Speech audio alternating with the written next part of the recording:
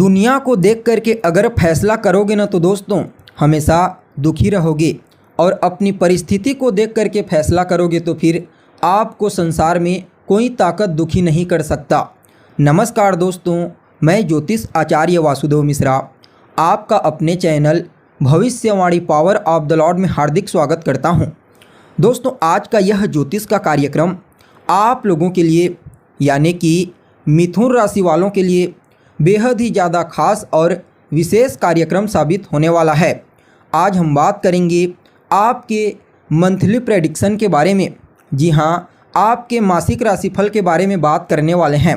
आप लोगों के लिए साल 2024 का तीसरा महीना यानी कि जो मार्च का महीना है, यह महीना आप सभी मिथुन राशि वालों के लिए किस प्रकार से गुजरेगा।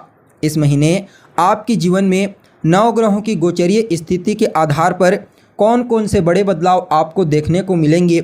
जी हाँ, इस महीने आपकी सेहत कैसी रहेगी, आपकी शिक्षा कैसी रहेगी, आपकी लव लाइफ, आपका पारिवारिक जीवन, दाम्पत्य जीवन और भाग्य, करियर, बिजनेस, व्यापार और फाइनेंस के दृष्टिकोण से यह मार्च का महीना आपके लिए किस प्रकार से परिणाम प्रदायक साबित होगा।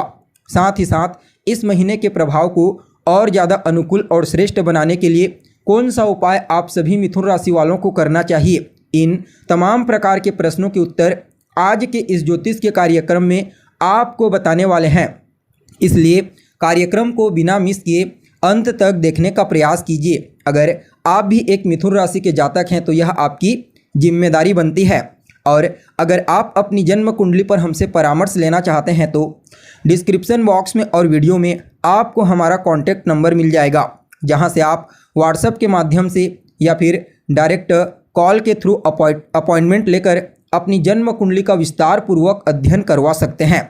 तो दोस्तों, सबसे पहले ग्रहों की गोचरीय स्थिति का ज्ञान होना आवश्यक है। जब मार्च का महीना प्रारंभ हुआ तो आपकी राशि से गोचर कुंडली में ग्रहों की स्थिति कुछ इस प्रकार से देखने को मिली।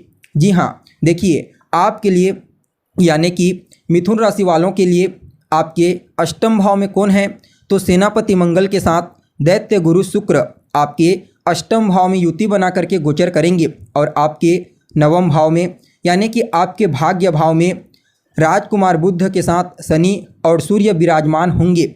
जबकि आपके एकादश भाव में यानी कि 11वें भाव में आपके लाभ स्थान में धन के कारक देवगुरु बृहस्पति पूरे महीने गोचर करेंगे। जबकि आपके कर्म स्थान में यानी कि आपके दसम भाव में राहु और आपके सुख स्थान में यानी कि आपके चौथे भाव में केतु का गोचर पूरे महीने देखने को मिलेगा। और चंद्रमा के गोचर के बारे में तो आप जानते ही हैं कि चंद्रमा हर 2.25 दिन में अपना राशि परिवर्तन करता है। तो अब चलिए हर एक चीज़ को ध्यानपूर्वक आपको सुनना है और समझना है। सबसे पहले आपकी सेहत के बारे में बात करते हैं। कैसा रहेगा स्वास्थ्य के दृष्टिकोण से यह मार्च का महीना। तो देखिए, आपकी राशि के स्वामी कौन होते हैं, तो आपको मालूम होना चाहिए कि आपकी राशि के स्वामी राजकुमार बुध होते हैं। अभी वर्तमान समय में आपके भाग्य भाव में मित्र की राशि कुंभ राशि में बलवान अवस्था में मित्र के बल को प्राप्त करके और अपने पिता सूर्य के बल को प्राप्त करके गोचर कर रहे हैं। फलतः सेहत से संबंधित कोई बड़ी समस्या इस महीने आपको नहीं होगी, लेकिन फिर भी स्किन से संबंधित, त्वचा से संबंधित समस्या आपको फेस करनी पड़ सकती है। बाकी कोई बड़ी समस्या नहीं होगी। अगर आपकी शिक्षा के बारे में बात की जाए तो पंचम भाव होता है आपकी शिक्षा का, और शुक्र देव बनते हैं आपके पंचम भाव के मालिक। अभी वर्तमान समय में अष्टम भाव में गोचर कर रहे हैं अपने शत्रु मंगल के साथ युति बना करके। तो अभी शुरुआत में ही आपका मन पढ़ाई से भटकेगा।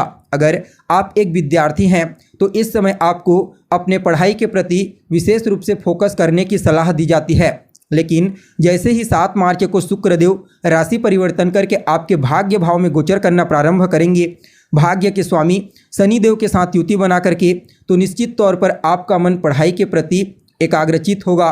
7 मार्च के बाद के समय को आप सभी विद्यार्थियों के लिए अच्छा कहा जा सकता है। अगर किसी भी प्रकार से कोई प्रतियोगी परीक्षा, कोई कंपटीशन एग्जाम की तैयारी आप कर रहे हैं और इस महीने के उत्तरार्ध में वह एग्जाम है, तो समझ जाइए उस एग्जाम में आपको सफलता की प्राप्ति होगी। वहीं अगर आपकी लव लाइफ के बारे में बात की जाए तो पंचम भाव ही होता है आपकी लव लाइफ का, आपके प्रेम जीवन का, और पंचम भाव के स्वामी होते हैं शुक्र, जैसा कि आपको बता दिया गया है। तो आपके प्रेम संबंधों में कुछ न कुछ तनाव, वैचारिक मतभेद आपको देखने को मिलेगा। जी हाँ, अगर आप किसी के साथ रिलेशनशिप में हैं तो आपको इस समयावधि में बातचीत करते समय अपनी वाणी, अपने क्रोध और अपने अहंकार पर विशेष रूप से नियंत्रण रखने की आवश्यकता है, अन्यथा रिलेशनशिप में दरार उत्पन्न होने की प्रबल संभावना नजर आ रही है। वहीं अगर आपके वैवाहिक जीवन के बारे में बात की जाए, आपके मैरिड लाइफ के बारे में, तो कुंडली का जो सप्तम भाव होता है यह आपके वैवाहिक जीवन को बताता है, और सप्तम भाव के स्वामी होते हैं देवगुरु बृहस्पति, बलवान अवस्था में लाभ भाव में गोचर कर रहे हैं, और शुक्र की प्लेसमेंट भी अच्छी होगी 7 मार्च के पश्चात। तो कहीं ना कहीं यह मार्च का महीना आपके मैरिड लाइफ के दृष्टिकोण से अत्यंत ही श्रेष्ठ साबित होगा। जीवन साथी के साथ आपके रिश्ते मधुर होंगे, जीवन साथी का सहयोग पूरे महीने आपको प्राप्त होगा। कहीं ना कहीं आप अपने जीवन साथी के साथ मिलकर कोई नया बिजनेस व्यापार शुरू करने के बारे में सोच सकते हैं। जीवन साथी की तरफ से आपको कोई बहुत बड़ा लाभ की प्राप्ति होने का योग बना हुआ है। कुल मिलाकर के आपकी मैरिड लाइफ के दृष्टिकोण से यह मार्च का महीना श्रेष्ठ परिणाम प्रदायक साबित होगा। अगर आपके भाग्य के बारे में बात की जाए तो कुंडली का जो नवम भाव होता है ना दोस्तों, यह आपके भाग्य का होता है, और शनिदेव अभी वर्तमान समय में आपके भाग्य भाव में ही बलवान अवस्था में गोचर कर रहे हैं। शनि के साथ राजकुमार बुध और यहाँ पर सूर्य जो आपके लिए पराक्रमेश होते हैं, युति बना करके गोचर कर रहे हैं। तो निश्चित तौर पर आपका भाग्य प्रबल है। आप जितना ज़्यादा मेहनत करेंगे, संघर्ष करेंगे, समझ जाइए आपका भाग्य उतना ही तेज़ी से आपका साथ देने लगेगा, जिससे आपके सभी कार्य स्वतः ही भाग्य की वजह से पूरे होते चले जाएंगे। इस महीने आपको अपने वरिष्ठ जनों का, अपने से बड़े, अपने बुजुर्गों, अपने पिता और कहीं ना कहीं अपने बॉस का विशेष आशीर्वाद और स्नेह प्राप्त होगा। साथ ही साथ देखा जाए तो आपके घर परिवार में कोई धार्मिक क्रियाकलाप की रूपरेखा तैयार हो सकती है, और जो जातक लंबे समय से विदेश जाने के लिए प्रयत्नशील हैं उनको भी कोई गुड न्यूज़ की प्राप्ति होगी। अगर आपके करियर और आपके बिजनेस व्यापार के बारे में बात की जाए तो कुंडली का दसम भाव आपके करियर का होता है, और सप्तम भाव बिजनेस का, और आपके दोनों भाव के स्वामी देवगुरु बृहस्पति ही बनते हैं, जो लाभ भाव में गोचर करेंगे पूरे महीने। तो कहना ही क्या, चाहे वह नौकरी धंधे के क्षेत्र में हो या फिर बिजनेस व्यापार, दोनों ही क्षेत्रों में देवगुरु बृहस्पति की कृपा से आपको विशेष सफलता और लाभ की प्राप्ति होगी।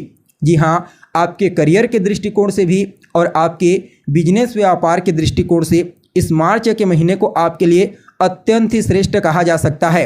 अगर आप लंबे समय से जॉब के लिए प्रयत्नशील हैं, चाहे गवर्नमेंट सेक्टर में हो या फिर प्राइवेट सेक्टर में, समझ जाइए आपको इस महीने कोई गुड न्यूज़ की प्राप्ति होगी। और कहीं ना कहीं फाइनेंशियल दृष्टिकोण से भी देखा जाए तो यह जो महीना है, मार्च का महीना, आपके लिए अत्यंत ही श्रेष्ठ साबित होगा। जी हाँ, कुल मिलाकर के देखा जाए तो आप सभी मिथुन राशि वालों के लिए यह जो मार्च का महीना है हर प्रकार से आपको श्रेष्ठ परिणाम प्रदायक साबित होगा। जी हाँ, इस महीने आपको अद्भुत परिणाम की प्राप्ति होगी, चाहे वह करियर के क्षेत्र में हो, बिजनेस व्यापार के क्षेत्र में हो या फिर आपके पारिवारिक जीवन के क्षेत्र में। अवश्य ही यह महीना कुछ बड़ा परिवर्तन करने के लिए आया है। फिर भी इस महीने के प्रभाव को और ज़्यादा अनुकूल बनाने के लिए रोजाना ओम बूम बुद्धाय नमः इस मंत्र का 108 बार 3 माला या फिर 5 माला जाप कीजिए। साथ ही साथ मंगलवार के दिन हनुमान जी के मंदिर में जा करके उनका दर्शन करें और वहीं पर बैठ करके हनुमान चालीसा का पाठ करें। इसके अलावा रोजाना दशरथ कृत शनि स्तोत्र का पाठ कीजिए। जी हाँ, अगर आप इन छोटे छोटे उपायों को करते हैं तो निश्चित तौर पर आपके लिए यह जो मार्च का महीना है अद्भुत परिणाम प्रदायक साबित होगा। तो दोस्तों, हमें उम्मीद है जानकारी आपको पसंद आई होगी। अगर जानकारी अच्छी लगे तो इसे लाइक करें, शेयर करें और हमारे चैनल को सब्सक्राइब करें। तो चलिए फिर आज के लिए बस इतना ही। फिर मुलाकात होगी एक नए और ताज़ा एपिसोड में। तब तक के लिए आप हमें इजाज़त दीजिए। नमस्कार।